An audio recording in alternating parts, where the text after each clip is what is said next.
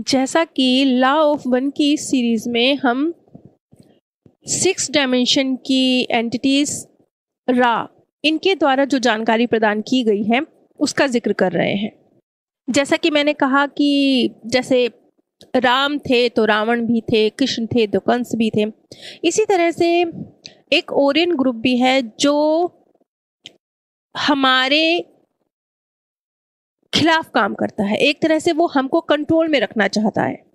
अगर सीधी सरल भाषा में कहें तो जैसा आपने डॉक्टर नरूडा की सीरीज सुनी थी तो उसमें जो उन्होंने अनुनाकिस के विषय में बताया था वही रूप यहाँ पर ओरियन जो संप्रदाय है, जो ओरियन ग्रुप है, उसका बताया गया है। रा ने बताया कि ओरियन ग्रुप जिसमें एलिट वर्ग के लोग शामिल हैं, एक्चुअली ये टारगेट ही एलिट वर्ग के लोगों को करते हैं। वो एक तरह से इनके कंट्रोल में बाकी लोगों पर कंट्रोल करते हैं। जो बाकी जो सामान्य वर्ग है, जब ये उच्च स्तरीय लोगों को कंट्रोल में कर लेते हैं तो उसके बाद बाकी लोगों का प्रभुत्व चलता है ना उनके ऊपर, तो उन्हें कंट्रोल में करना इजी होता है।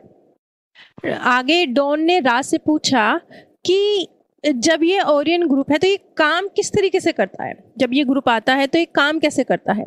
इस पर रा का जवाब था कि ये 2-3 तरीकों से काम करते हैं। ये पहले तो कुछ जो वर्ग है, जो कुछ लोगों के दिमाग को ये मोटर की तरह चालू कर देते हैं और फिर उन्हें अपने हिसाब से उन्हें चलाते हैं। और कुछ वैज्ञानिक स्तर के भी लोग होते हैं, उनके दिमागों को अपने कंट्रोल में कर लेते हैं। ये आप वो देख सकते हैं कि जब आप बहुत बुद्धिमान हैं, वैज्ञानिक स्तर के हैं, लेकिन आप अपनी उस बुद्धि का प्रयोग गलत कार्यों के लिए करने लगते हैं। जहां तक मैं समझ पाई हूँ, जिन लोगों की जो ऊर्जा का स्तर है, जो कंपन है, जो उनकी वाइब्रेशन है, वो ओरियन ग्रुप से मैच करती है। तो इस तरह के लोगों के माइंड को काबू में करना और अपने तरीके से चलाना, जिनकी एक तरह से एक जैसे स्तर के जिनको एक जैसे मानसिकता वाले लोग रखते हैं, उनको ये अपने हिसाब से चलाते हैं। और इसके साथ साथ रा ने ये भी कहा कि आपके जो दक्षिणी समुद्र के नीचे स्थान है, ये वहां पर उतरते हैं, वहां पर जाते हैं। अब जैसे हम हिंदू धर्म ग्रंथों की बात कहें तो पाताल लोक कहा गया है ना। ये भी कहा जाता है कि असुर पाताल में रहते हैं, ये भी कहा जाता है। तो ये कुछ उस चीज से जाके जुड़ते हुए आपको महसूस होगी कि यहाँ पर भी कहा गया है कि जो ओरियन ग्रुप है, जो दक्षिणी अमेरिका या दक्षिणी अफ्रीका है, वहां पर जो समुद्र के नीचे भी के जो स्थान है, वहां ये उतरते हैं। ओरियन ग्रुप उन लोगों को ढूंढता है जिनके कंपन उनके जैसे है, जिनकी मानसिकता उनके जैसी है, जिनकी सोच उनके जैसी है। फिर इस तरह के लोगों के माइंड को काबू करके उन्हें कैसे भी उनसे दोस्ती कर कैसे भी उन्हें अपना गुलाम बना लिया जाता है। अब स्वाभाविक है, जब आप ओरियन ग्रुप की बात कर रहे हैं तो वहां पर मित्रता, अपनापन, प्रेम ऐसे शब्द नहीं होते होंगे, है ना। वहां पर किसी को अपने जैसे व्यक्ति को ढूंढकर गुलाम बनाना, यही हो सकता है। अब यहाँ पर रा ने भी बिल्कुल मिलती जुलती बात बोली जो डॉक्टर नरूडा ने बोली थी कि ये लोग जो मुख्यतः चुनते हैं अपनी जैसी वाइब्रेशन के व्यक्ति, वो जो होते हैं उच्च स्तरीय होते हैं, जिनका समाज में प्रभुत्व चलता है। सेम यही चीज़ डॉक्टर नरूडा ने कही थी। अगर आप ध्यान देंगे, शब्दावली का फर्क देखेंगे, एक्चुअली मैं जो जहाँ तक समझ पाई हूँ कि जैसे हमारे सभी धर्म, हर धर्म का धर्म ग्रंथ, हर चीज़, अगर उदाहरण के तौर पर आप गीता को ही लीजिए, कितना महान, कितना उच्च स्तरीय, आदरणीय, पवित्र ग्रंथ है, लेकिन एक ही व्यक्ति, एक ही ग्रंथ और 10 अलग अलग लोग आपको 10 अलग अलग व्याख्या करते हुए मिल जाएंगे।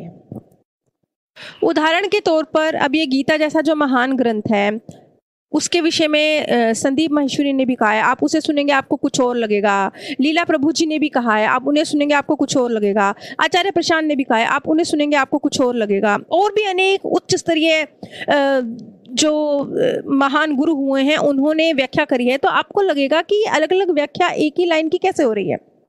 ये एक्चुअल में हमें बात के ना भाव को समझना चाहिए। मुख्य बात क्या है, उस पर आ जाना चाहिए।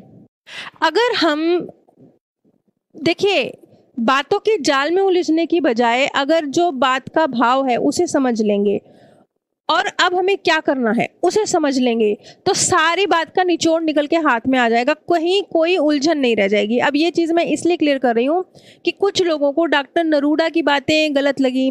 देखिए, मैं खुद भी कहती हूँ कि मुझे डॉक्टर नरूडा की बहुत सारी बातों में बहुत सारी जो समझ ही नहीं आ रही है मैंने, लेकिन मैं एक चीज़ जरूर महसूस करती हूँ कि अगर बात के भाव पे जाया जाए, अगर बात के निचोड़ पे जाया जाए, वो कहीं ना कहीं आपको सिमिलर लगेगा। खैर, आगे डॉन ने एक सवाल पूछा कि 1971 में, ये 81 की बात है ना, तो उन्होंने 10 साल पुरानी बात कर दी। उन्होंने कहा कि 1971 में पास्का गोला एक कोई स्थान है जहां पर कोई विमान देखा गया था, ये कह लीजिए जो उड़न तश्तरी या ऐसा कुछ देखा गया था। तो वो क्या था, वो किस ग्रुप का था? ये सवाल था डॉन का रा से। इसके जवाब में रा ने कहा कि ये अमेरिका में एक पास्का गोला एक स्थान था जहां पर ये लैंडिंग हुई थी। तो इसके लिए उन्होंने कहा कि ये जो विमान देखा गया था ये ना ओरियन ग्रुप का था ना रा का था। ये विमान जैसे हम पृथ्वी के तीसरी डायमेंशन के लोग हैं, हमारे जैसे ही प्लेनेट के निवासियों का था, यानी हमारे जैसे ही किसी अन्य प्लेनेट के निवासियों का था। उन्होंने कहा ये तुम्हारी जैसी तीसरी डायमेंशन के ही लोग थे जो अनजाने में, भोलेपन में, जो एक क्वारंटीन लगी हुई है हमारे ग्रह के आसपास ताकि ऐसे ही कोई भी प्रवेश ना कर जाए, उसमें प्रवेश कर गए थे। अब देखिए, यहाँ पर एक चीज हैरान करती है कि वो भी तीसरी घनत्व के थे, हम भी तीसरी डायमेंशन के हैं, लेकिन हम तो इतने आगे नहीं गए हैं कि हम एक ब्रह्मांड से दूसरे ब्रह्मांड में यात्रा कर सके। उन्होंने कैसे यात्रा कर ली?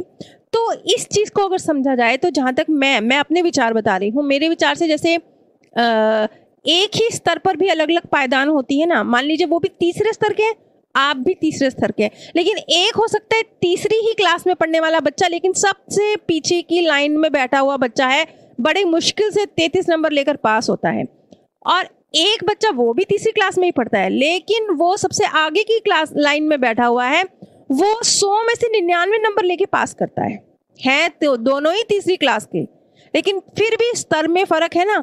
ऐसा फर्क होगा उस तीसरी डायमेंशन के लोगों में और हम में। ये बात मैं कह रही हूं, ये बात इस पुस्तक में नहीं बताई गई है, ये मेरे विचार हैं, और ये मुझे इसलिए लग रहा है कि ये हर चीज है। एक ही स्तर पर अगर आप पहुंच जाते हैं, उसके बावजूद एक ही स्तर में भी अंदर बहुत बहुत सब डिवीजन होती हैं, तो ये उस तरह से है। रा के साथ सेशन का जब भी अंत होता था, रा जब भी अपने इस सेशन को ख़त्म करके वापस लौटते थे तो वो एक लाइन कहते थे। उसके साथ ही मैं इस वीडियो को ख़त्म करूंगी। अगली कड़ी में हम रा द्वारा ही प्रदान की गई और बहुत सारी नई नई जानकारियों का जिक्र करेंगे। वो कहते थे कि हम आपको इस अनंत रचयिता की रोशनी में, प्रेम में, उसकी शक्ति और उसकी शांति में छोड़कर चलते हैं। आप सभी पर परमात्म सौंदर्य, प्रेम और आनंद सदैव बरसता रहे। आप सभी दिव्य परम धाम में स्थान प्राप्त करें। जैसा कि लॉ ऑफ वन की इस सीरीज में हम 6 डायमेंशन की एंटिटीज रा